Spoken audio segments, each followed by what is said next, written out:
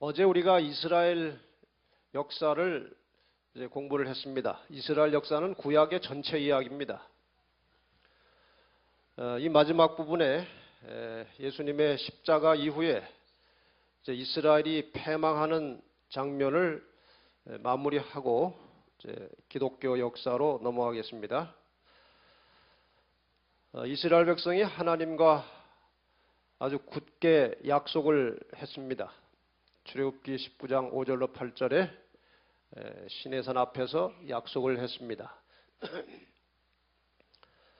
세계가 다 내게 속하였나니 너희는 내 말을 잘 듣고 내 언약을 지키면 너희는 열국 중에서 내 소유가 되겠고 너희가 내게 대하여 제사장 나라가 되며 거룩한 백성이 되리라. 너는 이 말을 이스라엘 자손에게 고할지니라. 모세가 와서 백성의 장로들을 불러 여호와께서 자기에게 명하신 그 모든 말씀을 그 앞에 진술하니 백성이 일제히 응답하여 가로되 여호와의 명하신 대로 우리가 다 행하리이다. 이렇게 아주 확실하게 약속을 했습니다. 그런데 하나님이 세상에 내려오셨습니다. 그 말씀을 하신 하나님이 이 땅에 오셨어요. 그런데 그들은 그 예수를 어떻게 대했습니까? 빌라도가 예수를 신문하다 보니까 아무리 찾아봐도 죽을 죄가 없어요. 죽을 죄가 없는 정도가 아니라 이 재판관이 그 죄수 앞에 서기만 하면 죄책감이 자꾸 드는 것입니다. 자기가. 그래서 죄가 없다고 이제 좀 이렇게 곤란하다고 얘기했더니 요한복음 19장 15절에 유대인들이 소리를 질렀습니다. 저희가 소리 지르되 없이 하소서 없이 하소서. 저를 십자가에 못 박게 하소서. 빌라도가 가로되 내가 너희 왕을 십자가에 못 박으랴. 이거는 지금 빌라도가 제정신으로 한 말이 아닙니다. 성령이 그에게 임하셔서 사실을 말한 것입니다. 내가 너희 왕을 십자가에 못 박으랴. 대제사장들이 대답하되 가이사 외에는 우리에게 왕이 없나이다. 이건 정말 엄청난 말을 한 것입니다. 더 이상 하나님은 우리의 하나님이 아니고 우리는 이 세상의 왕으로 선택하겠다는 것입니다. 하나님을 저버리는 선언을 한 것입니다. 가이사 외에는 우리에게 왕이 없나이다.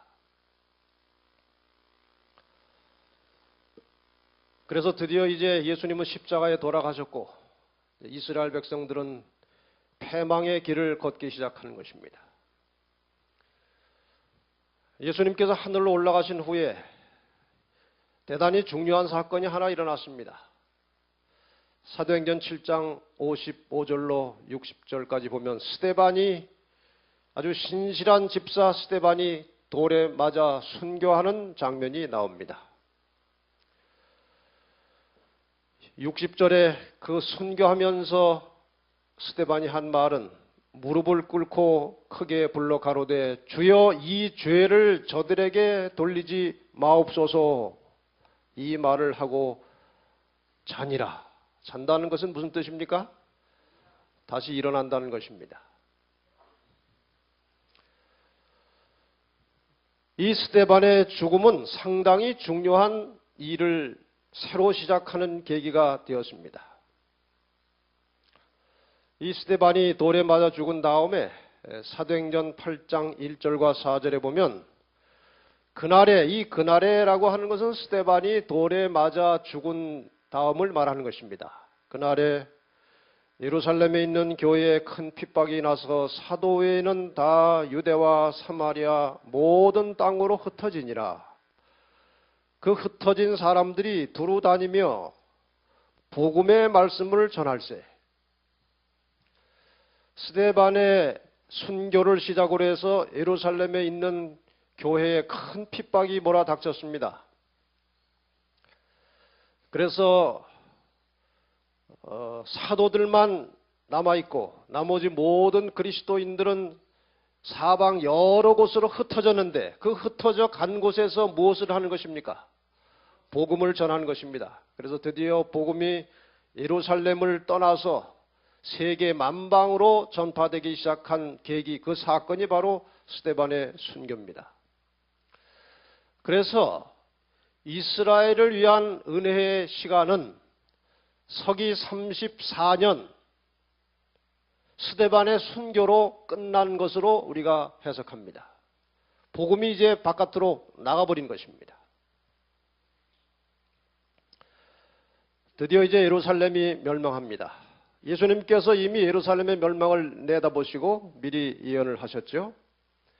누가복음 21장 5절과 6절에 보면 어떤 사람들이 성전을 가리켜 그 미석과 그 아름다운 돌들과 헌물로 꾸민 것을 말하며 예수께서 가라사대 너희 보는 이것들이 날이 이르면 돌 하나도 돌 위에 남지 않고 다 무너뜨리우리라. 이게 뭐 아무리 아름답고 휘황찬란해도 때가 되면 돌 하나 돌 위에 겹치지 않고 다 파괴될 것이라고 말씀하셨습니다. 그 다음에 이제 너희가 예루살렘이 멸망할 때쯤 되면 도망을 가야 하는데 마태복음 24장 20절에 너희의 그 도망하는 일이 겨울에나 안식일에 되지 않도록 기도하라. 그러니까 예루살렘이 멸망한 후에도 안식일을 지켜야 되는 겁니까? 안 지켜도 되는 겁니까? 지켜야 되는 것은 나오지 않습니까? 너무나 자연스럽게 예수님 돌아가신 이후에 부활하신 이후부터 안식일이 폐하고 율법이 폐하고 부활한 날 예배를 시작했다고 하는 것은 성경상 전혀 맞지 않은 것입니다. 이것만 봐도 맞지 않습니까? 서기 70년에 예루살렘이 멸망할 것을 예수님이 뻔히 아시면서 그때 도망하는 일이 안식일이 되지 않게 하라고 하는 것은 여전히 안식일은 지켜야 된다는 말이죠.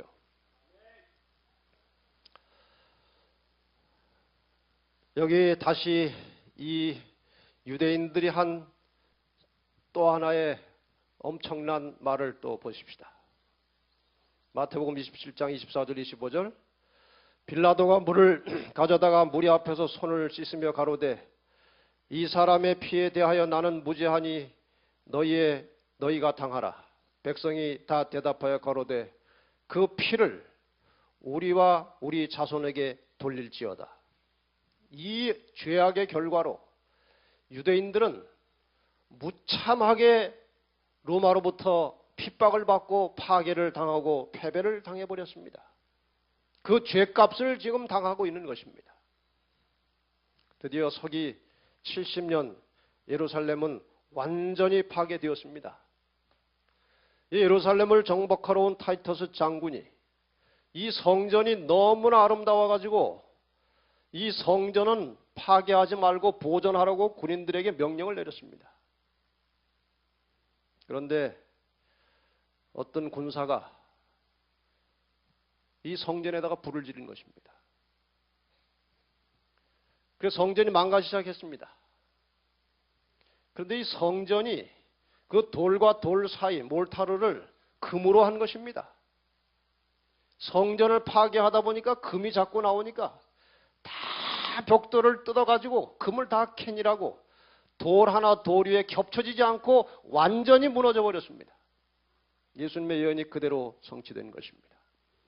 이렇게 해서 이제 이스라엘은 영적인 의미는 서기 34년에 끝났고 실제적으로 파괴는 서기 70년에 이루어짐으로 이스라엘은 끝났습니다.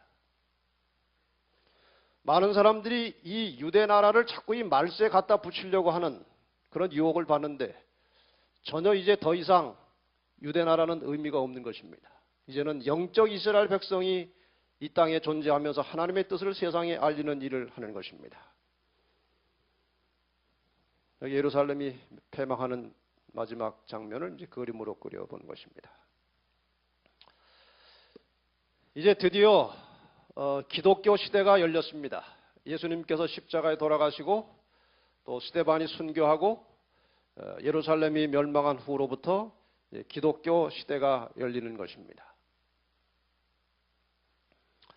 초기에 이 복음 전도가 인간의 힘이 아닌 성령을 받은 제자들에 의해서 강력한 능력을 가지고 신속하게 로마 제국을 휩쓸어 나갔습니다. 예수님께서 승천하시기 전후에 아주 중요한 두 가지 약속을 하셨습니다. 고린도전서 15장 3절로 8절부터 먼저 보겠습니다.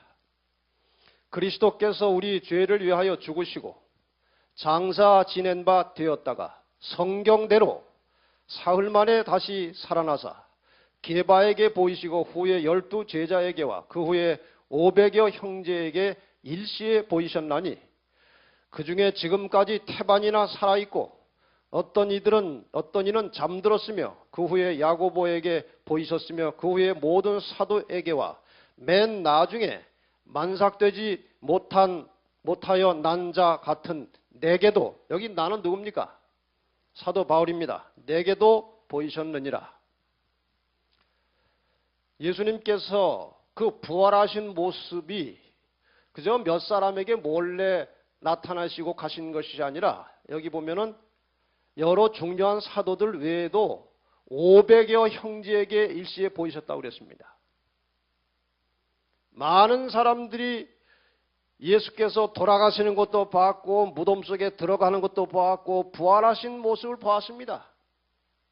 그리고 하늘로 가는 모습도 보았고 그들이 증거해 놓은 것이 바로 성경입니다.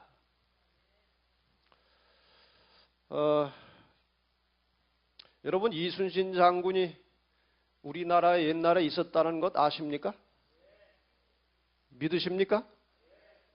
보셨습니까? 어떻게 믿습니까? 이순신 장군을 보지도 않은 사람들이 이순신 장군이 우리나라에 있었다는 것을 어떻게 믿으십니까? 그 이순신 장군을 직접 보고 목격하고 같이 경험한 사람들이 적어놓은 글을 통해서 믿는 거 아닙니까? 예, 그러면은 이 예수 그리스도의 행적에 대하여 한두 사람이 말한 게 아니고 우선 사복음 자체가 네 사람의 증인이 일단 나타나는 것입니다. 성경에는 두세 사람의 증인이면 족하다고 그랬는데 한 사람 더해가지고 네 사람의 증인이 예수께서 하신 모든 일을 다 증거해 놓았습니다. 예수님이 계신 건 믿으십니까? 예수님이 계셨다는 것, 그분이 돌아가시고 무덤에 들어가시고 부활하시고 승천하셨다는 것을 믿으십니까? 이거 믿기 싫으면 이순신 장군도 못 믿는 겁니다. 예수님의 모든 행적과 그분의 사역을 우리는 기록된 말씀의 증언을 통해서 100% 믿을 수 있는 것입니다. 1%도 의심할 필요가 없는 것입니다. 예.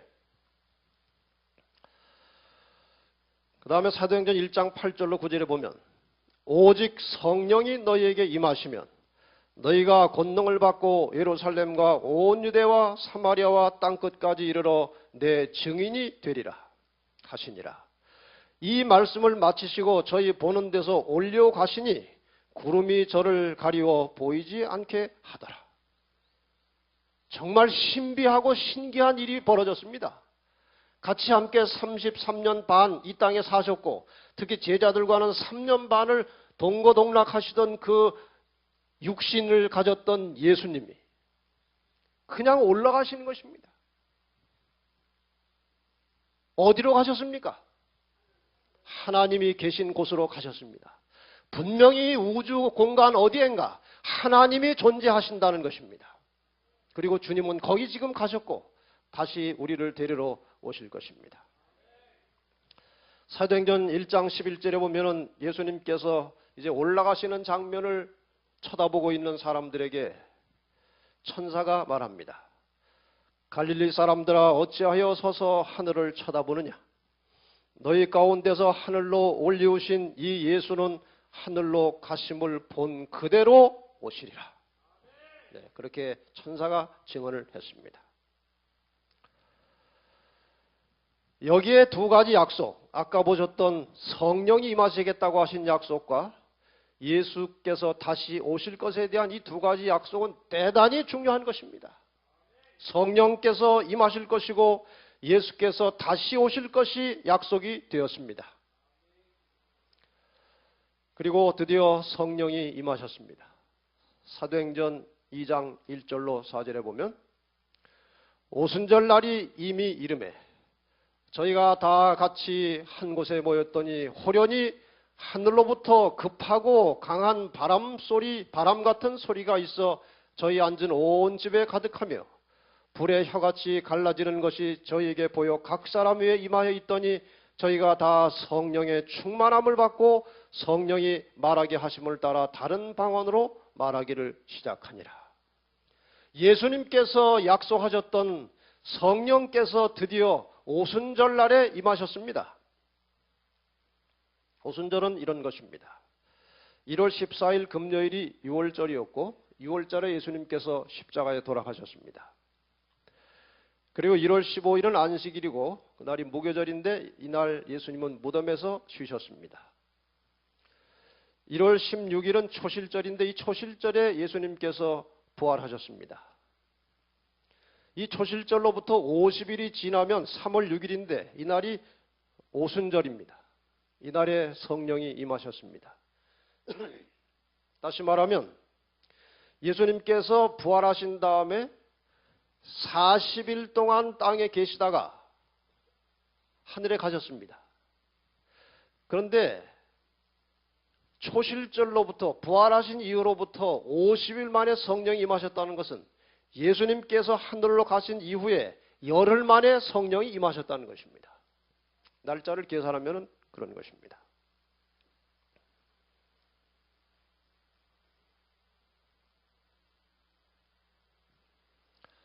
자, 이제 성령을 받은 제자들이 나가서 복음을 전하는데 놀라운 역사가 일어나기 시작하는 것입니다. 사도행전 2장 40절에 보면은 47절까지 이제 그 좀 비겁하고 이렇게 용기가 없고 그 시원찮던 제자들이 예수님의 십자가를 경험한 다음에 그분의 부활을 목격하고 그분의 승천을 경험한 이 제자들이 나가서 담대한 능력으로 말씀을 전합니다.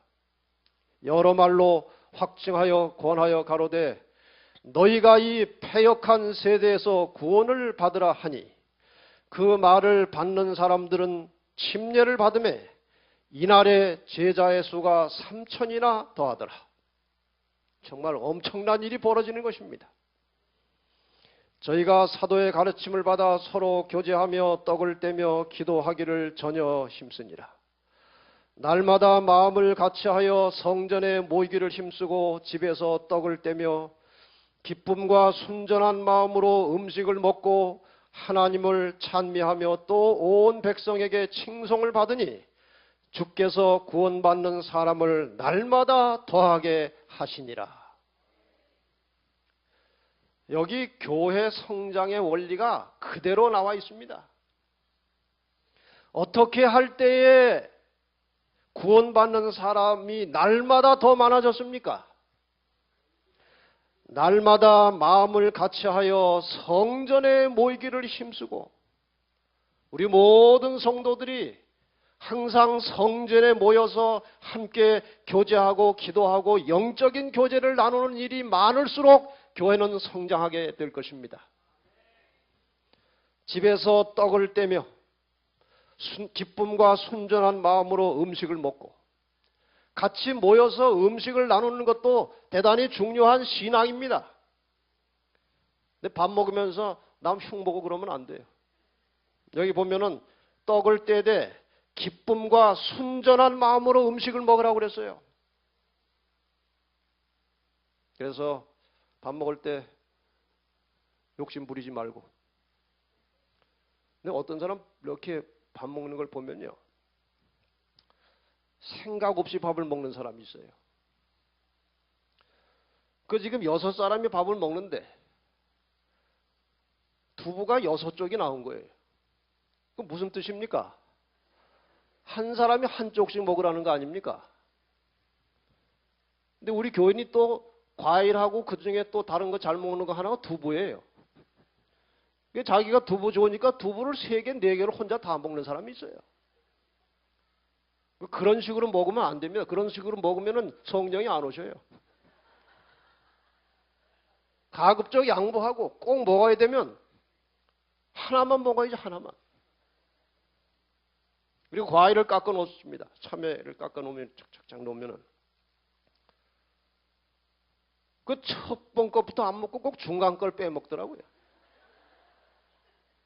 왜 그래요? 그 끄트머리 2개는 별로 안 달거든요. 중간 것부터 빼먹는 거예요. 우리 그리스도인은 그러면 안 돼요. 늘 남을 좋게 하고 남을 좋은 걸 먹게 하고 자기가 안 좋은 거를 취하는 습관을 길러야 어디 나가도 대접받고 전도가 잘 되는 것입니다. 이게 아무것도 아닌 것 같아도 대단히 중요한 거예요. 그런 거 하나하나가. 제가 뭐 합회연합회 있을 때 행사를 많이 해요. 행사. 그럼 거기 뭐 장로님들 집사님들 뭐 100명 200명 이렇게 모여서 행사를 해요. 그럼 제일 이제 마지막에다 과일을 한 바구니 가나요. 한 150명 모이면은 뭐 한 몇 개 더 해가지고 넉넉히 하나씩은 먹도록 다 바구니를 얹어놔요. 그럼 이제 나가면서 하나씩 집어가요. 하나씩만 집어가라고 광고를 합니다. 하나씩 먹으라고. 근데 어떤 사람은 줄 서가지고 기다리기가 지겨우니까 과일을 먼저 가져와서 먹고 그 다음에 가다가 또 하나 집어가요. 그러면 안 되죠. 다른 사람이 못 먹어요. 그렇게 하면. 그거는 좋은데. 아, 좋은 게 아니구나. 그게 뭐 그렇기도 한데. 제가 이제 어디 행사하고 다른 사람 만나고 얘기하다가 늦게 밥을 먹으러 가는 수가 많아요. 근데 가보면 과일이 하나도 없거나 혹시 있으면은 이상하고 못생긴 것만 남아있어요. 무슨 뜻입니까? 가면서 이 안식일 교인들이 또 마시는 과일은 귀신같이 알아요. 그래가지고 다 좋은 거 골라가고 마지막에 찌시리기만 남아있어요. 우리 재림 교인들이 과일 먹는 거는 그렇게 하면 안 돼요. 최소한 그 나쁜 것을 집어갈 믿음이 없으면은 집히는 대로 집어가야지요. 예? 그렇지 않습니까? 이런 거 하나하나가 다 사소한 것 같지만 그게 자기 훈련이고 좋은 거 먹고 싶지만 그저 그 안 좋은 거 자기가 먼저 먹고 그게 다 자기 훈련이고 품성 개발입니다. 그렇지 않습니까? 여기 이제 순전한 마음으로 음식 먹고 그 다음에 어떻게 하나님을 찬미하고 이런 일을 하니까 백성들이 다 칭찬을 하는 거예요. 참 훌륭한 사람들이라고요. 그렇게 되니까 구원받는 사람을 날마다 더해 주신 것입니다. 물론 이 중심의 역할에는 성령의 역사가 필수적입니다. 오늘 우리의 교회가 어떤가? 복음전도 110페이지에 보면은 주님께서는 지금 많은 영혼들을 진리로 이끌기 위하여 역사하지 않으시는데 그 이유는 전혀 회개하지 않은 교인들과 한때 회개한 적은 있으나 뒤로 물러간 자들 때문이다. 한번 이 말씀을 깊이 생각해 보시기 바랍니다. 오늘날 이 교회에 교회 성장이 크게 일어나지 않고 부흥이 일어나지 않고 교인 수가 정체되거나 자꾸 줄고 그런 이유는 뭐라고 그랬습니까? 주님께서 영혼들을 진리로 이끌기 위해서 일하지 않으신다는 것입니다. 이유는 이 교회 안에 거듭나지 못한 사람들 때문에 그 좋은 영혼들이 이 교회 안에 들어왔다가 먼저 믿고 사는 사람들의 그 실망스러운 언행을 보고 교회를 다시 떠나갈까봐 하나님 예수님께서 염려가 돼가지고 좋은 사람들을 그냥 붙들고 계신다는 것입니다. 제가 어떤 교회 얘기를 들었는데 조금 뭐 과장된 것인지 모르지만 젊은 여집사들이 한 10몇 명이 딱 이렇게 그룹이 돼가지고 새로 그 또래의 어떤 분이 교회에 들어오면 딱 관찰을 해가지고 자기들보다 뭐 더 좀 학력도 높고 좀 돈도 있고 하면은 왕따를 시켜가지고 결국은 교회를 떠나가게 한다는 것입니다. 이건 극단적인 예일 수 있지만 이 사람들이 다 영물이기 때문에요. 교회 안에 들어오면은 조금 있다 보면 분위기 다 압니다. 누구하고 누구 사이가 안 좋고 지금 교회 분위기가 어떻고 다 알아요. 근데 또 어떤 그냥 문자 그대로 주책 같은 사람이 도 있는데 교회에서 이렇게 따돌림을 받던 사람이 새 사람이 들어오면요. 그 사람 옆에 딱 붙어가지고 자기 편 만들려고 교인들 흉을 다 그냥 한꺼번에 다 해설을 해주는 거예요. 저 집사는 어떻고 저 집사는 어떻고 그러니까 가까이 가지 말라. 그 말은 너는 내 옆에만 있으라 이것입니다. 이런 일들이 교회에 있기 때문에 우리 주님께서 영혼들을 교회로 보내실 수 없다는 것입니다. 언제까지 교회가 이렇게 되어 있을까요? 언제까지 이 상태로 있을 것입니까? 아마도 주님께서 비유로 말씀하시기를 곡식을 뿌렸는데 가라지가 올라왔다고 종들이 가서 보고하니까 그리고 뽑을까요 하니까 뭐라고 그랬어요? 그냥 둬라. 언제까지? 추수 때까지 그냥 둬라. 그래서 지금 이 예수님의 제자들이 나가서 전도한 그 원리를 보면은 지금 우리가 어떤 원리로 전도할 때인가 하는 그 대단히 중요한 해답을 얻을 수 있어요. 여기 뭐 한 말씀 더 보면 교회정원 6권 371페이지 헌신하지 아니한 교인들이 새로운 회심자들에게 어떤 영향을 끼치는가? 그들은 하나님의 백성이 담당해야 할 하나님의 기별을 효과 없이 만들지 않는가? 이 시간 자신들을 한번 잘 생각해 보시기를 바랍니다. 새로운 사람이 혹시 나 때문에 실망스러워서 교회를 떠나지 않는가? 여기 예수님께서 전도하신 비법이 나옵니다. 예수님은 교회를 세우지 않으시고 계속 말씀의 씨를 뿌렸습니다. 그리고 나중에 그 뿌려진 씨의 수확을 거두어 드릴 제자들을 훈련시켰습니다. 이게 예수님의 선교 전략이에요. 본인은 씨를 뿌리고 제자들만 집중적으로 훈련을 시켰습니다. 이 제자들이 별로 훈련이 안 된 것처럼 보였지만 마침내 그리스도의 십자가를 경험하면서 놀라운 변화가 일어났습니다. 서로가 서로의 죄를 고백하고 그전에 서로 높아지려고 하던 정신 다 버리고 낮아지고 다른 사람을 섬기고 정말 겸손한 마음으로 하나가로 연합되었습니다.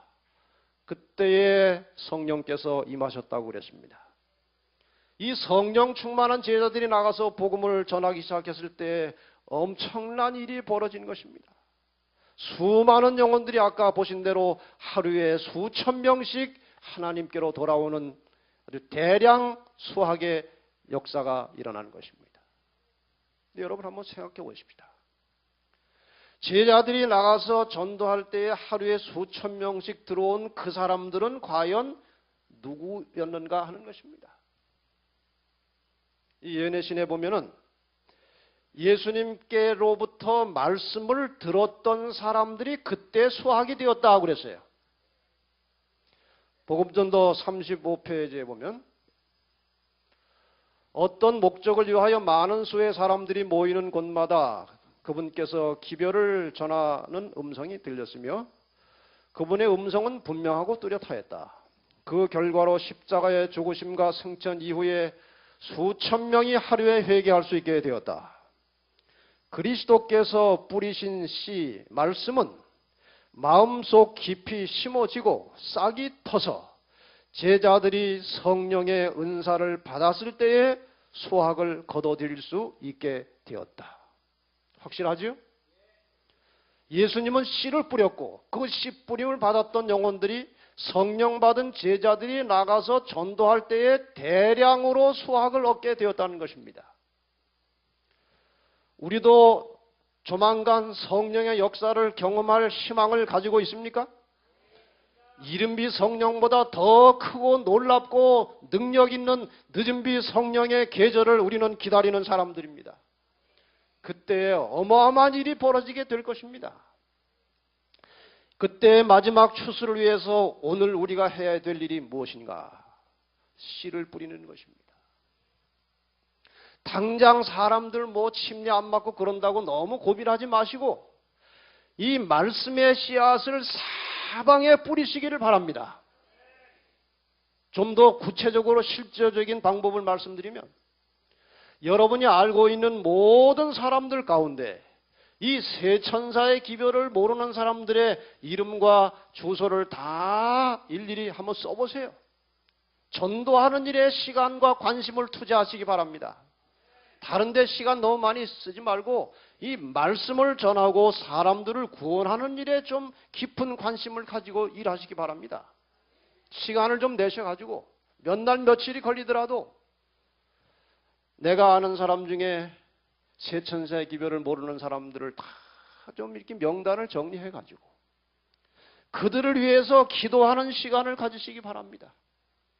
기도를 많이 한 다음에 그들에게 적절한 책자나 DVD나 테이프나 이런 여러 가지 그 재료들을 기도하면서 그냥 보내서 씨 뿌리는 것입니다.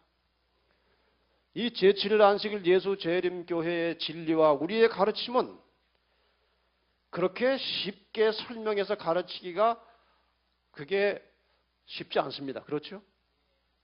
다른 교회는 전도하기가 쉬워요. 예수 천당 불신 지옥 8자면 끝납니다. 그런데 우리는 그거 가지고는 안 되는 사람들 아닙니까? 세 천사의 기별도 가르쳐야 되고 안식일도 다시 또 바꿔줘야 되고 예언도 해야 되고 건강기별도 전해야 되고 할 게 너무 많은데 이거를 다 할 능력 있는 교인들이 얼마나 되겠습니까? 그래서 재림교회의 전도 방법 중에 아주 중요한 것 하나는 문서를 가지고 전하는 것입니다. 여러분이 스스로 전하지 못하면 그 기별이 담겨진 문서라도 다른 사람에게 나눠주는 전도를 하셔야 하는 것입니다. 반드시 결실이 올 것입니다. 저는 오래전부터 이 씨 뿌림의 전도에 대해서 늘 관심을 가지고 일을 해왔습니다.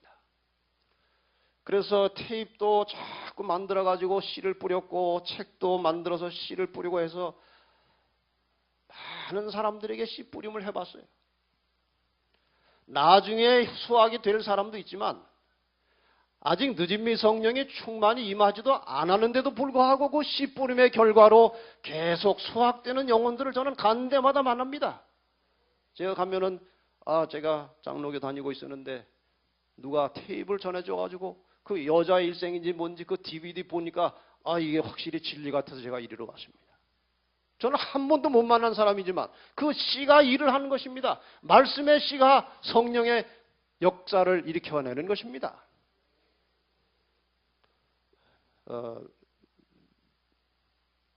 제가 이 이야기를 방금 서중 안에서 하고 바로 여기서 하니까 여기서 했는지 안 했는지 모르겠습니다. 미국에서 어느 한 장로님이 이제 한국에 나오셔가지고 했습니까? 이 이야기? 안 했습니까? 뭐 했는데 또 잊어버렸겠죠. 잘 잊어버리니까. 우리 목사들이 교인들에게 아주 고마워하는 것 중에 하나가 잘 잊어버려 주신 것입니다. 그래서 이분이 이제 제 중학교 선생님이셨어요. 그분이, 그 장로님이. 저를 보고 이제 그 미국에서 내가 자네 테이프를 들었는데 그 전도하기에 좀 내가 쓰고 싶으니까 테이프 몇 개만 좀 사자고 그래요. 뭘 사긴 사십니까? 제 서에다 연락해가지고 그분에게 좀 보내드리라고 그랬어요. 그분이 그걸 받아가지고 자기 친구인 장로교 교인에게 보냈어요. 인천에다가. 그분이 그 테이프를 듣고 부인도 같이 듣고 그 다음에 간접적으로 또 다른 거 더 보내달라고 연락이 와가지고 또 보냈어요. 그건 직접 보냈어요. 그분에게. 얼굴을 한 번도 못 봤어요. 근데 그 테이프만 듣고 진리를 확실히 깨달은 거예요. 그래가지고 자기 발로 교회를 가까운 교회를 찾아간 것입니다. 인천에 있는 세천사 교회를 찾아갔어요. 가서 침례를 받았어요.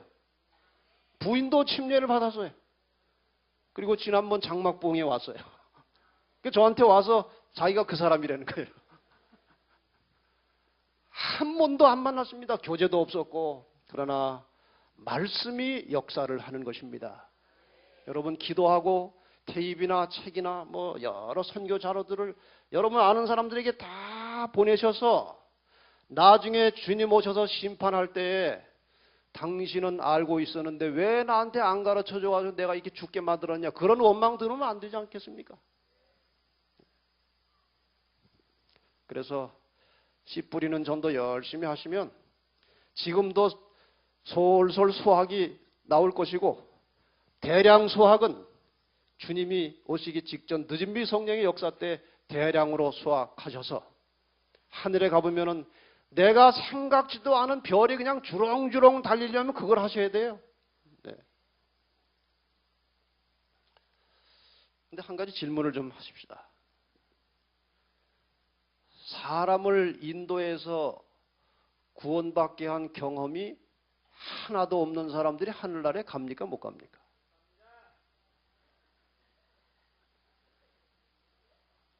갑니까? 못 갑니까? 갔으면 좋겠죠.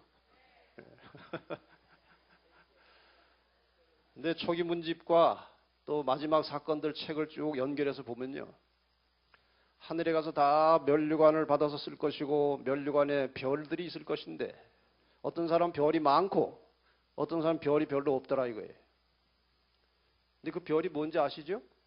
이 땅에서 영혼 구원한 별입니다. 그래서 영혼 구원 많이 한 사람은 별이 아주 많아서 면류관이 무겁게 보였고, 어떤 사람 별이 조금밖에 없었는데 다 만족했다고 그랬어요. 적은 사람이나 많은 사람이나. 적다고 많은 사람 질투하지 않았다고 그랬어요. 왜 그럴까요? 그 질투 심는 사람 못 가기 때문에 그래요. 그런데 무슨 말이 나오는가 하면은 별이 하나도 없는 면류관은 없더라고 그랬어요. 내가 하늘에 가면 나를 통해서 구원받은 사람이 반드시 거기에 있을 것이라고 그랬어요. 답은 여러분이 결정하시기 바랍니다. 그러니까 씨를 계속 뿌리시면 얼마든지 하나님께서 영혼 수확 주실 것입니다. 자, 이렇게 해서 이제 복음이 전파되기 시작했는데 사탄이 가만히 있겠습니까? 가만히 있을 리가 없죠. 사단은 잠도 안 자고 일합니다. 사단은 졸리지 않아요. 안 자고 일을 하기 때문에 우리보다 훨씬 일을 많이 합니다. 드디어 이제 기독교가 전염병처럼 번져나가고 있던 이 로마 제국의 박해가 시작되었습니다. 네로로부터 시작해서 10대에 걸친 이 황제들에 의해서 정말 처절한 핍박을 받기 시작한 것입니다. 이 로마의 원형극장은 옛날에 기독교인을 잡아다 죽이던 장소로 유명합니다. 아주 무고한 교인들을 잡아다가 죽인 것입니다.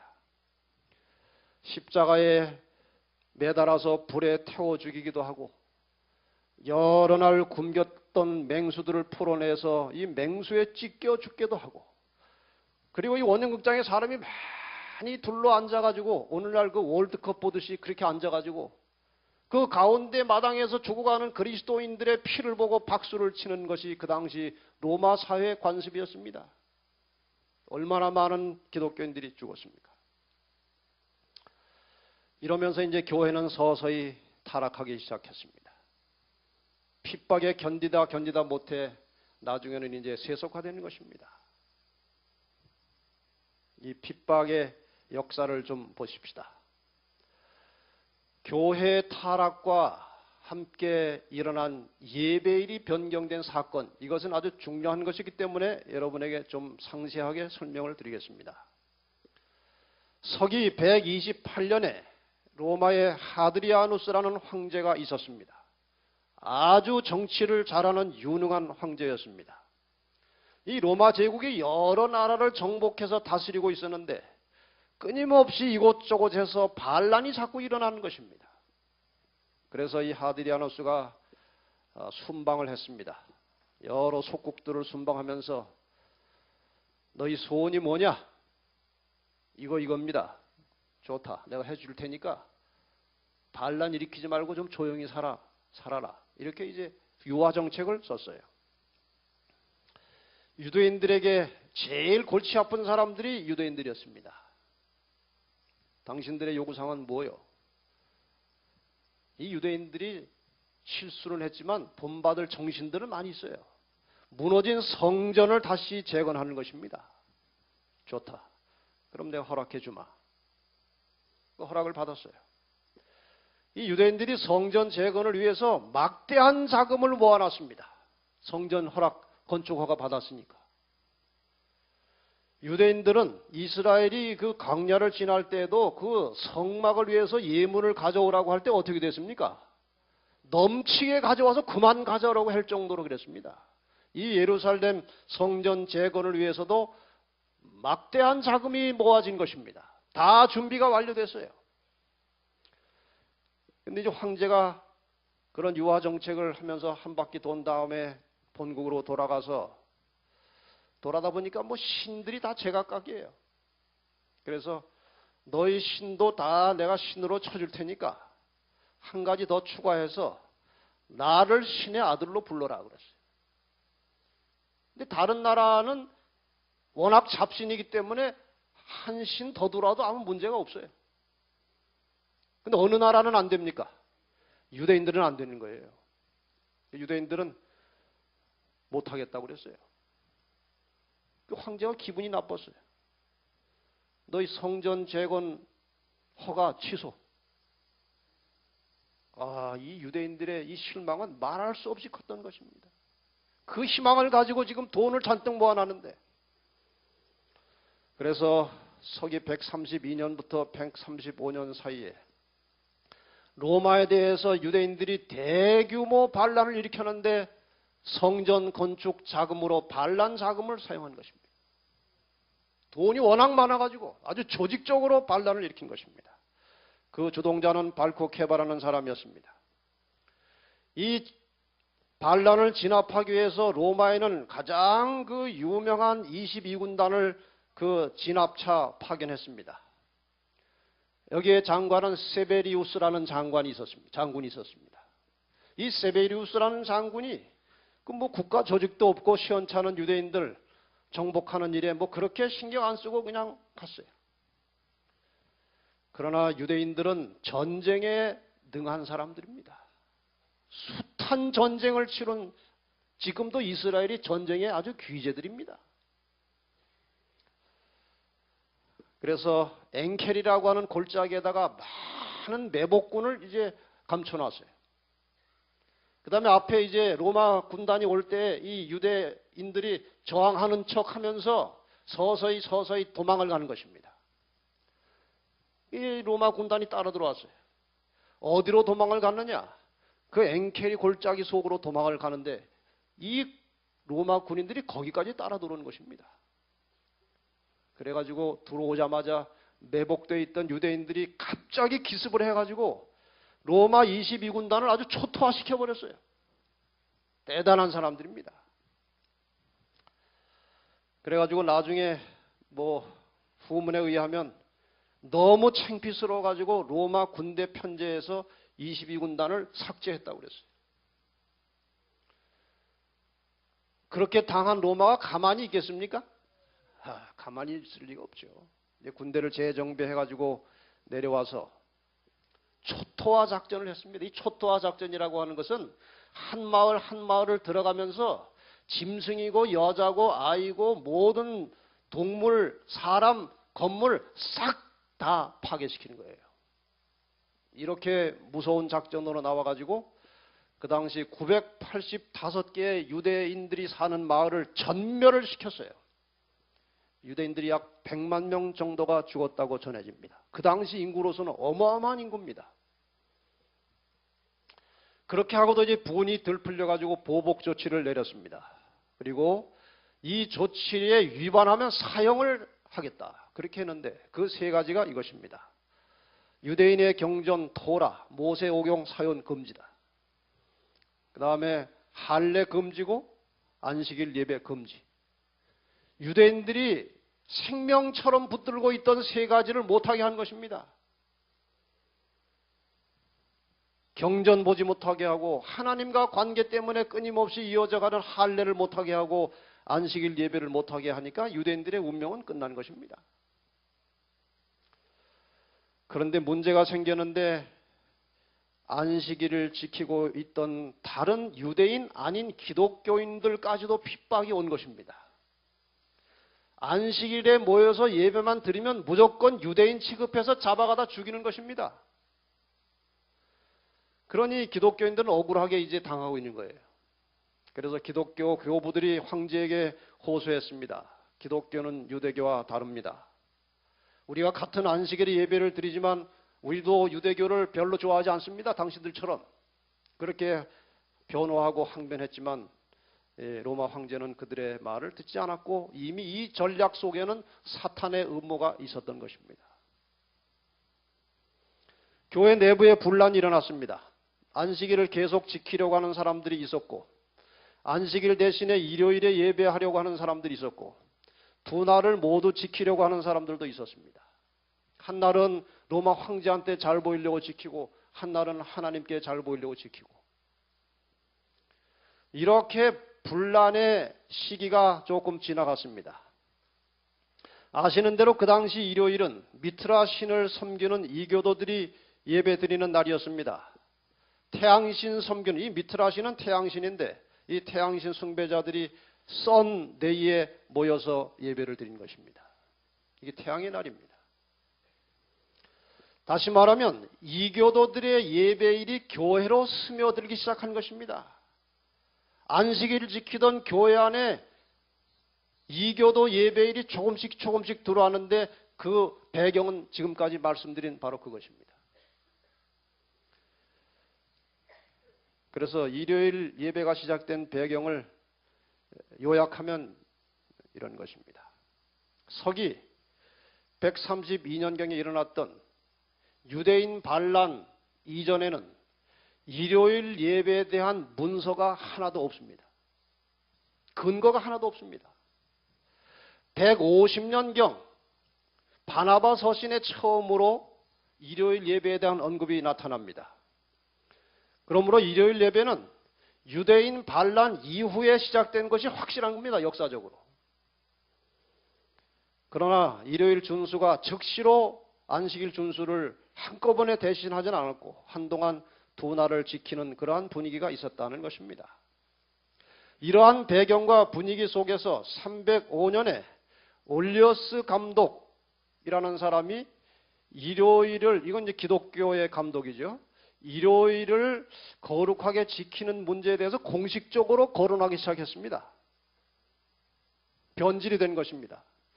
이것은 이미 시작부터 한 150년 이상이 지난 다음이에요. 그러니까 그 먼저 안식일을 아주 생생하게 지키고 있던 세대가 한참 지나가고 일요일 날 예배 드리는 분위기가 형성되었을 때의 이야기입니다. 그때 이 감독이 일요일을 좀 제대로 잘 지켜보자는 입장을 표명한 것입니다. 이렇게 되고 있는 차에 313년 콘스탄틴이라는 유명한 황제가 나타나가지고 밀란 칙령을 내려서 그동안 박해하던 기독교에게 자유를 주었습니다. 더 이상 핍박을 하지 않았습니다. 314년에 갈리아 아를레스 회의에서 부활절로서 일요일을 준수하는 것이 어떻게 하느냐. 아직까지 안식일 얘기는 안 나오고 그냥 부활을 기념해서 좀 정식으로 일요일에 예배를 드려보자. 이런 제안이 나왔습니다. 이런 분위기 속에서 321년 콘스탄틴 황제가 드디어 일요일 날은 다 쉬어라. 이런 명령을 내렸습니다. 그 내용은 이것입니다. 존경스러운 이 태양의 날에 모든 판사들과 도시에 사는 사람들 그리고 장사하는 사람들은 휴업하도록 하라. 농민들에게는 예외를 주었습니다. 그들은 천기를 마음대로 다스릴 수 없기 때문에 농민만 제외하고 모든 관공서의 직원들, 도시 사람들은, 장사하는 사람들은 일요일에 휴업하라. 이렇게 시작돼 가지고 오늘도 우리가 무슨 요일날 쉬고 있습니까? 놀고 있습니까? 일요일날 노는 것이 이렇게 시작된 것입니다. 서기 321년에. 325년에 니케아 종교회에서 일요일을 드디어 정식으로 부활절로 성수하도록 결의를 했습니다. 343년에 사르디카 회의에서 일요일을 아주 신성하게 안식일처럼 거룩하게 좀 제대로 지켜보자고 그렇게 제안함과 동시에 일요일을 부활절이 아니고 이제 주의 날이라고 명칭을 바꿨습니다. 주일이 된 것입니다. 드디어 364년 여러분이 자주 들으시던 라오디게아 종교총회에서 일요일을 성일로 구별하는 법규를 다음과 같이 결의했습니다. 그리스도인들은 유대화하거나 토요일 안식일에 게을러서는 안 되고 이날에 토요일에 일을 해야 할 것이지만 주의 날은 특별히 존중이 여기고 일요일은 특별히 존중이 여기고 그리스도인이 되었으니 이날에 일하지 말 것이다. 이렇게 결정을 내려서 이것이 드디어 교회 안에 뿌리를 내려서 오늘까지 법칙처럼 지켜오면서 마치 성경에서 변경된 것처럼 그렇게 해온 것입니다. 많은 사람들이 사실을 잘 모르지만 역사는 이렇게 된 것입니다. 결국 기독교는 콘스탄틴의 전략에 속은 것입니다. 콘스탄틴은 자기가 기독교로 개정했다고 말은 했지만 속 내심은 전혀 그런 것이 아니었습니다. 그는 완전히 사람들을 속인 것입니다. 서기 313년에 기독교를 자유화하면서 밀란 칙령을 내린 이후에 기독교가 자유롭게 되면서 교회가 어떻게 되었느냐, 여기 한 역사가가 이렇게 기록을 하고 있습니다. 이제 기독교는 단지 명목상 그리스도인을 가장한 사람들이 다수를 이루고 큰 비율을 이루고 주류를 이루게 되었다. 그들은 전에 이교도일 때와 다를 바 없었다. 오류와 타락이 홍수처럼 교회에 밀려들었다.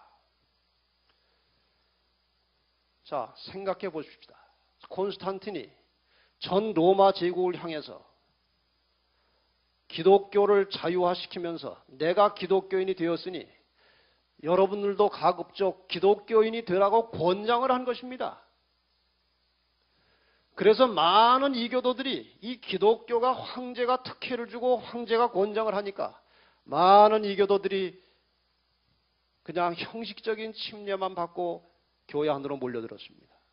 얼마나 많이 모여들었는지 나중에는 이교도로 있다가 기독교로 온 사람들이 원래 기독교인들보다 수가 더 많아진 것입니다. 그럼 다수결로 하면 누가 이겨요? 이교도로 있다가 기독교로 온 사람들이 더 많으니 모든 풍습과 교리들이 이교도의 것들이 자꾸 교회 안에 스며들어오기 시작해서 교회가 부패하고 타락하기 시작한 것입니다. 역사의 배경이 그런 것입니다. 다빈치 코드라는 책을 아십니까? 한때 아주 불티나게 팔려나가던 유명한 소설입니다. 이게 하도 유명하고 이 기독교 역사와 관계가 있다고 해서 뭐 내용은 뻔히 그 뭐 허구한 것인지 알았지만 한번 제가 책을 사가지고 들춰봤습니다. 근데 내용은 참 허구한 거예요. 근데 그 허구한 내용을 실제처럼 믿도록 하는 대단히 중요한 요소가 들어있었는데 이 허구한 내용이 기독교 역사의 정확한 역사 배경을 깔아놓고 거기에다가 이야기를 집어넣기 때문에 사람들이 그냥 말려 들어가는 것입니다. 제가 읽어보니까 결과는 그거예요. 이 다빈치 코드에 나오는 이 배경으로 깔려있는 기독교 역사는 아주 대단히 정확하게 짚어낸 것입니다. 그 중에 이 책값을 제가 하나 뺄 수 있는 기절이 나오는 것입니다. 다른 건 다 뭐 책값도 안 되는데 요거는 책값을 하나 제가 건진 거예요. 다빈치 코드 1권 351쪽에 역사가들은 콘스탄티누스가 태양을 숭배하는 이교도에서 기독교로 개정한 것을 보고 그의 영민함에 아직도 감탄하고 있지. 이교도의 상징과 날짜, 여러 종교 의식들을 자라나는 기독교 전통에 섞어버린 거야. 양쪽 모두에게 받아들여질 수 있는 잡종 종교를 만들어낸 거지. 아주 기가 막히게 지적을 한 것입니다. 이 콘스탄틴이 기독교로 개종한 다음에 기독교로 개종할 당시에 무슨 생각을 했는가 하면은 지금 이 로마 제국에 거대한 두 종교 집단이 존재하고 있다 이것입니다. 하나는 기독교고 하나는 미스라 태양신 종교예요. 이 엄청난 두 세력을 어떻게 하나로 합할 수 없을까 이 생각을 한 것입니다. 그래가지고 생각해낸 것이 신을 보니까 기독교 신이 월등합니다. 인격 신입니다. 비교할 수 없이 월등한 신이에요. 기독교 신이 가만히 보니까. 그래서 하나님을 믿도록 권유한 것입니다. 그 신이 최고다 이거예요. 그럼 이 미스라 신을 섬기는 사람들을 어떻게 만족시킬 것이냐? 예배 날짜는 그 사람들이 드리던 예배 날짜를 갖다 놓은 것입니다. 이래가지고 두 종교를 이상스럽게 하나로 합쳐놓은 것이 바로 콘스탄틴의 전략이었어요. 그 다음에 심지어 기독교의 주일이라는 것도 이교도에서 훔쳐온 것이라네. 원래 기독교는 안식일인 토요일을 기념했어요. 하지만 콘스탄티누스 대제가 그날을 이교도의 태양 숭배일과 일치시키기 위해 옮겨버린 겁니다. 지금까지 많은 사람들이 이교도의 태양 숭배일, 즉 썬데이에 교회에 출석하는 줄은 꿈에도 모르고 일요일 아침마다 예배를 드리러 교회에 가고 있지요. 확실해졌습니까? 이런 역사적 배경 때문에 안식일이 일요일로 뒤집어진 것입니다. 절대로 율법이 폐했거나 예수님이 바꾼 것이 아닙니다. 이런 배경 속에 자라난 가톨릭 교회가, 이런 풍토에서 자라난 로마 교회가 드디어 이것을 이제 마치 계명처럼 해놓은 것입니다. 가톨릭 사전 4권 153페이지에 보면 가톨릭 교회는 안식일을 일주일 중 7째 날인 토요일에서 첫째 날인 일요일로 변경한 후 10계명의 셋째 계명을 고쳐 일요일을 주일로 지키라고 하였다. 10계명을 고쳤는데 셋째 계명을 고쳤다고 했는데 왜 셋째 계명이라고 말하는지 좀 보십시다. 여러분이 아시는 대로 하나님의 10계명은 저 왼쪽에 보이는 저 10가지입니다. 다 아시죠? 그런데 천주교회는 10계명을 다시 만들었습니다. 그래서 첫째 계명은 비슷하게 그냥 뒀습니다. 천주를 만유에 공경하고 모셔라. 우상을 만들지 말라고 하는 둘째 계명은 삭제했습니다. 왜냐하면 우상을 만들고 있거든요. 그래서 걸리적거려서 지워버렸습니다. 세 번째를 두 번째로 올려서 천주의 거룩하신 이름을 불러 헌맹세 바라지 말고 이렇게 해서 올라갔습니다. 안식일을 기억하여 거룩히 지키라고 하는 것은 이제 세 번째로 올라가가지고 주일을 지키고 그렇게 바꿔놨습니다. 그 다음에 쭉 따라 내려가다가 하나가 모자라지 않습니까? 왜 모자랍니까? 둘째 계명을 뺐기 때문에 하나가 모자라니 10째 계명을 둘로 나누었습니다. 내 이웃의 아내나 소유를 탐내지 말라는 계명을 남의 아내를 원치 말고 남의 재물을 탐치 말라. 이렇게 해서 이제 하나님의 계명을 바꿨습니다. 그래서 천주교회는 오히려 자기들이 만들어 놓은 계명을 지킨다고 하면서 주의를 지키고 있어요. 그러나 개신교회는 하나님의 10계명은 절대로 변할 수 없다고 하면서 그 속에 있는 안식일 대신에 주의를 지키고 있으니 가톨릭에서 볼 때는 너무 이상한 겁니다. 당신들이 성경대로 신앙을 하겠다고 나갔으면 제7일 안식일 예수 재림교회들처럼 제7일 안식일에 예배를 드려야지. 왜 우리가 변경해서 법으로 만들어 놓은 주일에 왜 당신들이 예배를 드립니까? 이런 귀절이 많이 나옵니다. 그들 책에. 이렇게 된 것입니다. 아리스토텔레스라고 하는 사람이 철학자면서 과학자입니다. 이 사람이 주전 350년경에 거미의 발이 6개라고 발표했어요. 아무도 이의를 제기하지 않았습니다. 그런데 1700년경에 태어난 이 라마르크라고 하는 프랑스의 박물학자가 주후 1700년대 후반에 거미발이 6개가 아니라 8개라고 발표했어요. 2000년 정도 지난 다음에. 그러니까 거미발이 둘 중에 하나는 틀린 겁니다. 6개입니까? 8개입니까? 여러분 잡아서 쉬어봤습니까? 지금 이 아리스토텔레스가 거미발을 6개라고 한 다음에 아무도 거미발을 세보지 않고 6개인가 보다 그렇게 살아왔는데 이 라마르크가 보니까 8개거든요. 그래서 8개라고 발표했어요. 지금 일요일 날 예배 드리는 것이 왜 시작되는지 아무도 이유를 묻지 않고 그냥 교회 가는 겁니다. 그러나 살펴보면 일요일이 아니라 언제라는 사실을 지금 깨달으셨습니까? 제7일 안식일 토요일이 성경상 7째 날인 것이 확실하지 않습니까? 여기 이제 그 로마 교회가 타락하면서 이 기독교회가 타락하면서 로마 교회가 성립되는 과정을 역사적으로 잠깐 살피겠습니다. 서기 31년에 예수님께서 하늘로 올라가셨습니다. 성령이 임하셨습니다. 강력한 힘을 가지고 복음이 전파되기 시작합니다. 정확하게 서기 100년은 아니지만 네로 때가 한 서기 60년 정도 되죠. 어쨌든 서기 100년을 전후로 해서 기독교에 대한 본격적인 박해가 시작이 됩니다. 긴 기간 동안에 박해가 있었습니다. 그런데 그 초기의 박해에 기독교는 절대로 굴복하지 않았습니다. 여기 한 세계사 책에 보면은 이 일신교는 기독교입니다. 로마의 다신교와 충돌하여 280년간 역대 황제들의 사정없는 박해를 받게 되었다. 그러나 교도들의 열성과 순교의 붉은 피는 나날이 신도를 늘게 하니 콘스탄틴 황제는 마침내 그 신앙을 공인하였다. 이건 사탄의 전략입니다. 무력으로 기독교인들을 다 잡아 죽이려고 하니까 잘 안 돼가지고 콘스탄틴을 이용해서 사탄이 전략을 바꾼 것입니다. 그래서 이제 이런 일이 생겼습니다. 기독교를 공인하게 되었고 지금 공부하신 대로 교회가 세속화되는 것입니다.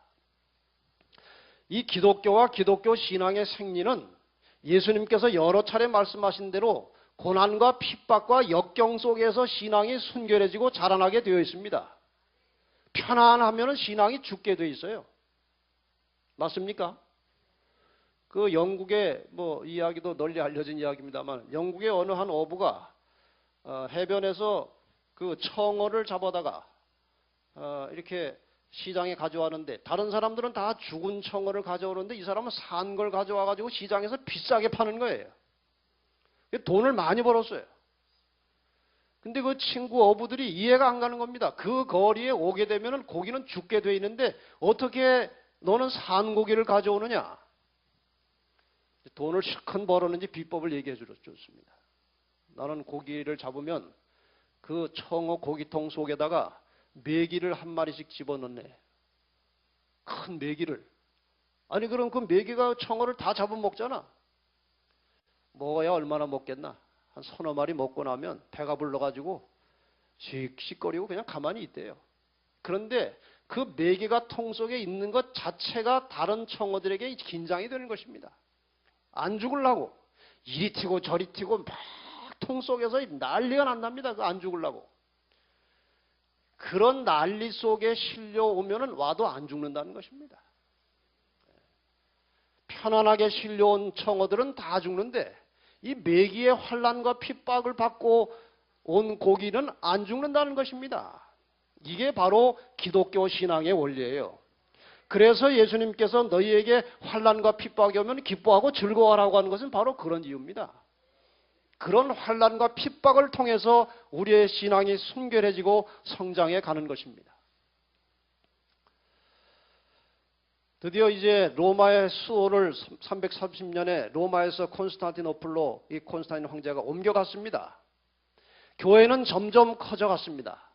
로마 황제가 로마를 떠난 후에 로마의 최고의 지위를 서서히 확보한 사람은 로마 교회 감독이었습니다. 교회가 점점 이제 커졌기 때문에 그 다음에 가톨릭 교리가 드디어 확립이 됩니다. 335년에. 가톨릭은 점점 더 확장이 돼가기 시작합니다. 그는 니케아 종교회의를 소집하여 삼위일체 가톨릭 교리를 확립하니 그것은 드디어 로마의 국교가 되고 로마 최고의 종교적 주관자는 교황이 되었다. 이래서 이제 교황이 우두머리가 된 것입니다. 로마에서. 결국 가톨릭이 로마의 국교가 되었고 로마 제국은 쇠퇴해 가고 있었습니다. 드디어 로마는 서기 476년에 완전히 망해버렸습니다. 그런 후에 교황권은 더욱 높아지게 되었고 마침내 교황이 세계의 머리가 되는 것입니다. 이것이 중세 기독교 역사입니다. 여러분 이 표시를 보신 적 있습니까? PX. 어떤 사람이 이걸 보고 PX라고 그래요. PX는 미군 부대 그 물건 파는 곳입니다. 저것을 잘 배경을 알면 이 로마 교회의 실체를 보게 됩니다. 콘스탄틴 대제가 기독교 자유를 선언하고 로마의 국교로 이렇게 잡아간 데는 이유가 있었다 그랬습니다. 그는 자기가 기독교인이 된 이유를 이렇게 배경을 말하는 것입니다. 맥센시우스라고 하는 이 경쟁자와 함께 전투를 하게 되었는데 꿈을 꿨다는 겁니다. 그런데 꿈속에서 글자를 보게 되었다 이거예요. 그 글자를 철모와 방패에 다 새겨가지고 전쟁을 했는데 전쟁에서 대승을 거두었다 이것입니다. 그런데 그 글자가 뭐냐? 크리스토스라고 하는 이 그리스도의 앞에 있는 두 글자, 키자와 로자를 합쳐놓은 저 모양이 저렇게 보이는 것입니다. 저기 PX가 아니고 키자와 로자입니다. 그리스어로. 그래서 그리스도 덕분에 승리했다고 해서 기독교를 공인해 준다. 이렇게 배경 설명을 한 것입니다. 그런데 저 표시, 로마 제국의 저 표시를 지금까지 천주교회가 쓰고 있는 것입니다. 여러분이 천주교회를 가면은 다 이런 표시가 있어요. 로마 제국은 망하지 않고 모양을 바꾸어서 여전히 존재하면서 마침내 마지막 시대에 다시 한번 하나님의 백성들을 박해할 준비를 갖추고 있다는 사실을 명심하시기를 바랍니다. 만일 사람이 빛과 증거로부터 돌이켜 사단에 미혹하는 술책에 굴복할 것 같으면 그는 스스로 자기 주위에 불신의 장벽을 치게 되어 빛과 어둠과 구별될 수 없게 만든다. 더 많은 빛과 증거가 그들에게는 오해를 낳을 뿐이다. 빛이 크면 클수록 무관심은 더 커질 것이다. 이것은 속임을 당한 영혼으로 하여금 어두움을 빛으로 진리를 오류로 칭하게 만들 뿐이다. 지금 이렇게 된 세상 아닙니까? 어둠이 마치 빛처럼 행세하고 오류가 진리처럼 행세하는 시대가 되었습니다. 그래서 그런 사람이 더 많기 때문에 진리대로 사는 사람이 따돌림을 당하고 배척을 당하고 이단 취급을 받는 세상이 된 것입니다. 종교 암흑 시대에 수많은 오류들이 만들어졌는데 그중에 대표적인 것이 이런 것입니다. 안식일 계명을 변경하고 연옥설을 만들고 마리아 신을 숭배하고 묵주기도를 하고 종교재판소를 만들고 침례를 세례로 바꾸고 죄 용서를 그리스도의 보혈로 하지 않고 면죄부를 만들어서 죄를 용서하고 화채설을 만들어서 신부가 떡을 성별해서 성도의 입에 넣는 순간에 진짜 예수님의 살이 된다. 이게 화채설이에요. 고해성사, 평신도는 성경 못 본다. 영혼불멸설, 교황은 왕 중의 왕이다. 이런 모든 성경과 일치하지 않은 교리들이 많이 만들어져서 종교 암흑시대의 사람들의 눈을 가려 놓은 것입니다. 이렇게 오류에 복종하지 않으면 종교재판을 받아가지고 아주 무참하게 고문을 당하다가 죽든지 취소하든지 둘 중에 하나입니다. 어마어마한 고문을 받았습니다. 기독교인들이. 나중에는 그 방법은 이런 것입니다. 이단을 가려내는 방법. 떡을 하나 들고 이것이 실제로 예수 그리스도의 피와 살인 자라고 하는 것 맞지? 이 기독교인은 아닙니다. 그것은 상징입니다. 그래? 이 자를 불태워라. 이 이단이다. 이렇게 간단하게 신문해가지고 죽인 것입니다. 나중에는 대로에서 기독교인을 잡아다가 목을 매달아 죽이고 목을 쳐서 죽이고 이런 일을 아주 길바닥에서 공개적으로 했는데 그 당시 사진은 없었지만 화가들이 이 장면을 보고 딱 그림으로 남겨놓은 것들이 있는 것입니다. 이런 어두운 시대가 이 지구상에 있었고 길지는 않지만 짤막한 또 한 번의 어두운 시대가 올 것인데 그때 하나님의 백성들이 진리의 백성인지 거짓의 백성인지 드러나게 될 것입니다. 여러분 로마 교회 본부라고 할 수 있는 베드로 대성당에 가면 저 입구에 저런 모형이 있습니다. 저걸 사람들은 쳐다보지도 않고 그냥 밑으로 다 대문만 보고 들어가요. 저거를 가까이 확대하면 용이 그려져 있는 것입니다. 지금 저것은 서양의 용입니다. 하나님을 믿는다고 외치는 그 본부 성전에다가 성당에다가 용을 그려놓은 것입니다.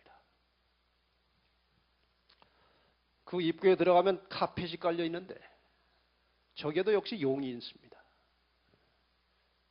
많은 사람들이 천주교회가 선행을 많이 하고 교황이 마치 평화의 사도처럼 그렇게 돌아다니니까 호감을 가지고 오늘날 많은 개신교인들이 천주교로 이동해 가고 있어요.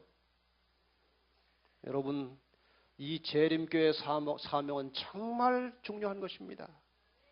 우리가 아니면 이런 것들을 지적해낼 수가 없는 것입니다. 여러분 우리가 뭐 천주교를 공격하려고 하는 게 아니에요. 그 안에 얼마든지 좋은 신자들이 많이 있고 언젠가는 그 중에서 많은 사람들이 진리를 찾아서 나올 것이 확실합니다. 그러나 이 교회가 추구해가는 마지막 목표는 하나님의 참 백성들을 이 땅에서 쓸어버리는 것입니다. 확실합니다. 그 당시 많은 진리를 가진 사람들이 끝까지 진리를 고소하니라고 자기의 목숨을 다 버렸어요.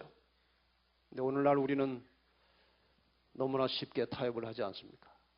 그들이 피를 흘려 보존한 진리를 가지고 우리는 오늘날 너무나 쉽게 타협을 하고 있는 것입니다.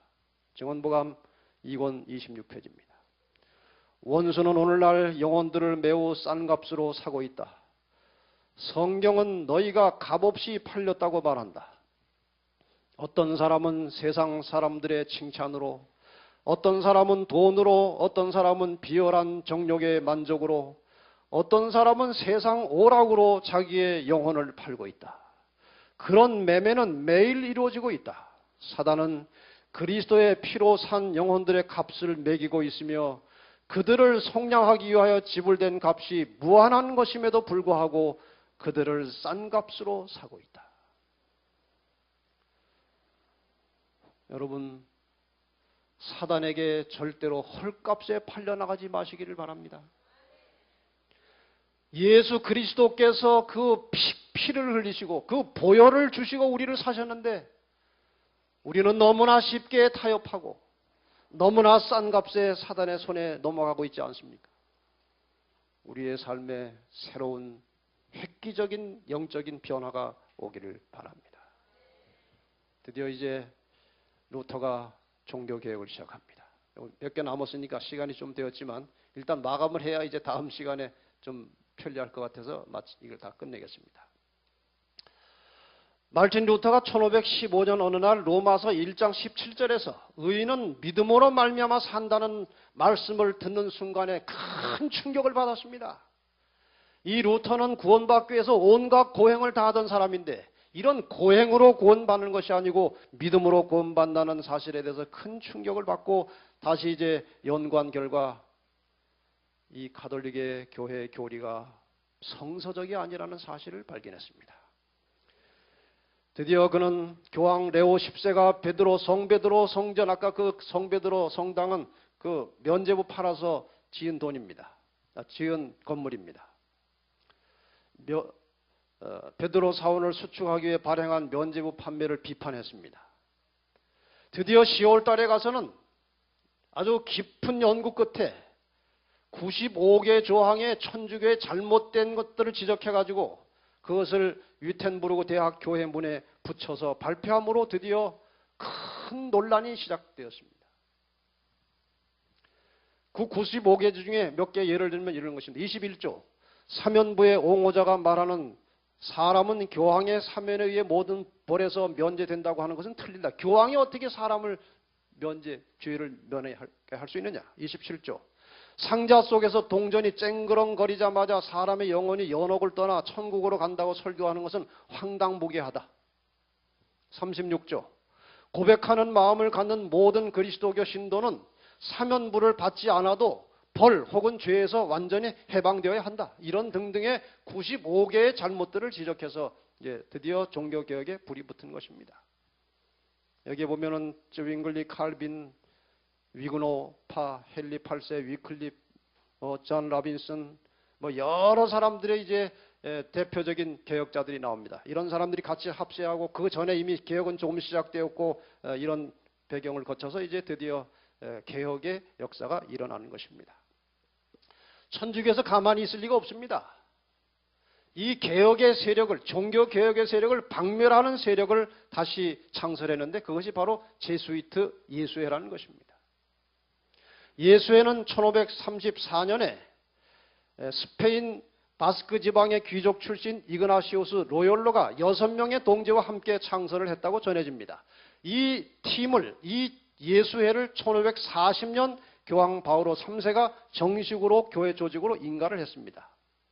이들의 주요 임무는 카톨릭 신앙을 방어하고 카톨릭을 지키기 위해서 수단 방법을 가리지 않고 교황에게 충성을 다하는 물불을 가리지 않는 것입니다. 예수의 활동으로 종교개혁은 큰 타격을 받게 되었습니다. 예수회의 지시를 받고 있는 콜롬비아 기사단의 서양문이 아주 길게 나와 있는데 제가 한 부분만 좀 가져왔습니다. 노란 글씨만 이 다 보면은 읽기조차 정말 끔찍할 정도로 이 기사단의 서약은 무시무시한 것입니다. 저주받을 이교도 그리스도인들이 지상에서 사라질 때까지 이러한 행위, 앞에 목 잘라 죽이고 산채로 매장해 죽이고 창자를 끄집어내 죽이고 이런 것들을 그리스도 교인들이 사라질 때까지 계속하겠다는 것입니다. 이것을 공개적으로 행할 수 없을 때는 독이 든 컵, 목졸라 죽일 수 있는 끈, 단검, 총탄을 이용하여 이교도들의 명예, 사회적 지위에 상관없이 그들의 목숨을 비밀리에 없애겠습니다.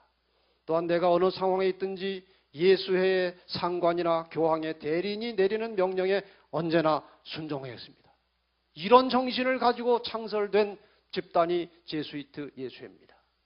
오늘도 이것은 살아서 전 세계의 모든 문제를 뒤에서 조종하는 실세가 바로 제수이트들입니다. 미국 필라델피아 더 리버럴이라는 잡지에 이런 만평이 실렸습니다. 한 고기를 다른 고기가 물고 있고 뒤에서 또 다른 고기가 물고 있어요. 제일 앞에 있는 고기가 물린 고기가 The Earth, 지구입니다. 지구를 누가 물고 있어요? The Catholic Church가 물고 있어요. 가톨릭 교회를 누가 물고 있어요? 제수이트가 물고 있는 것입니다. 이것이 오늘날 우리가 살고 있는 지구의 힘의 구조예요. 온 지구는 지금 뒤에서 교황이 조정해 가고 있습니다. 교황의 힘이. 그 교황을 조정하는 뒷힘이 바로 제수이트예요. 그만큼 제수이트가 어마어마한 힘을 가지고 세계를 움직이고 있는 것입니다. 여기 한 개인들이 있어요. 이 개인들은 한 국가의 정치적 능력과 역량에 영향을 받습니다. 정치를 잘해주면 좋고 못해주면 영향을 받지 않을 수 없어요. 이 정치적 국가의 정치가들은 세계 정치가 영향을 받습니다. 미국 대통령이 한국 대통령에게 이렇게 저렇게 말하면 그거 거부하기가 어려워요. 일본 수상이 미국 대통령이 하는 말 함부로 대들다가 끝났습니다. 세계 지도 그 정치가들의 영향을 벗어나기 어려운 것입니다. 이 세계 정치가들은 교황의 정치적 권세를 벗어날 수 없습니다. 무슨 중요한 일을 할 때마다 교황의 의견을 물어보는 것이 관습이에요. 교황은 제수트의 지배를 받습니다. 제수이트 위에 사탄이 지배하는 것입니다. 이것이 지금 힘의 구조예요. 이 위에 하나님이 계십니다. 모든 개인은 이러한 세속적인 영향을 벗어나서 진리이신 예수 그리스도를 통해서 하나님과 직결됨으로 구원을 받는 것입니다. 지금 이것이 세상 구조입니다. 우리가 끝까지 마지막 순간까지 하나님의 능력을 의지하고 따를 때에만 살 길이 있다는 사실 마음속에 깊이 새기시기를 바랍니다. 드디어 이 제수이트들의 그 무서운 힘에 견디다가 못해서 개신교 개혁 세력은 타격을 받게 되었고 견디다 못한 청교도들이 1620년 11월 23일 신대륙에 도착합니다. 여기에 대해서 계시록 12장 15절 16절에 이미 예언이 되어 있죠. 여자의 뒤에서 뱀이 그 입으로 물을 강같이 토하여 여자를 물에 떠내려가게 하되, 교회를 핍박을 통해서 완전히 없애려고 했지만 땅이 여자를 도와서 그 입을 벌려 용의 입에서 토한 강물을 삼켰다고 그랬어요. 여기에 물은 핍박이고 여기에 땅은 미국입니다. 미국이 개신교도들을 받아들여 가지고 청교도들을 받아들여서 드디어 미국에서 거대한 개신교 세력이 다시 출발을 하게 되는 것입니다. 마침내 이제 교황은 점점 세월이 흐르면서 그 세력이 약해지다가 1798년 로마는 점령이 되고 교황령도 넘어갔습니다. 그러나 성경은 말하기를 다니엘서 7장 11절 12절에 이 작은 뿔에 대해서 설명하면서 그 생명은 보존되어 정한 시기가 이르기를 기다리게 되었다라고 말씀하셨고, 계시록 13장 3절에는 똑같은 내용을 그의 머리 하나가 상하여 죽게 된 것 같더니 그 죽게 되었던 상처가 나음에 온 땅이 이상히 여겨 짐승을 따를 것이라고 말씀을 했고, 이것은 오늘 우리 눈에 현실로 이미 나타나 있는 것입니다. 이 문제는 나중에 다시 하겠습니다. 이렇게 해서 기독교 역사가 쭉 파란만장한 기독교 역사가 1798년에 가서 일단 끝났고 이제 새로운 시대가 열리는데 이제 마지막 종말 시대가 열리는 것입니다.